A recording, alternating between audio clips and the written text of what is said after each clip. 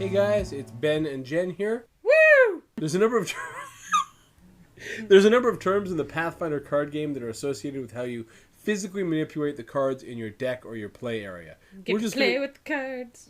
We're just gonna go over those quickly to help clarify them for you guys. First, there's reveal. To reveal a card, you just show the card. Revealed cards then remain in your hand and can be revealed again, although only once per check. Weapon cards especially are generally played by being revealed, although a number of other cards are just revealed as well. To discard a card, you just take the card from wherever it is, probably your hand or your play area, and put it into your discard pile. You can generally discard as a cost only if they're in your hand or they're currently being displayed. It's worth noting that when you take damage, that results in you discarding cards from your hand. Discard. To recharge, you just place the card on the bottom of your deck. Many cards have a phrasing like, discard this, or meet some condition to recharge it instead. These cards are a lot better when you can regularly meet that condition. To display a card, you place the card face up in a play area. A displayed card remains in play, displayed, until some effect tells you to put it away. To bury a card, you take the card and remove it from your deck. Traditionally, you represent this by tucking it under your character card.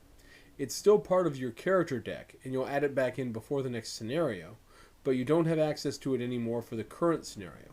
At least, not unless you use a card that gets it back from being buried. To banish a card, you take the card and put it back in the box.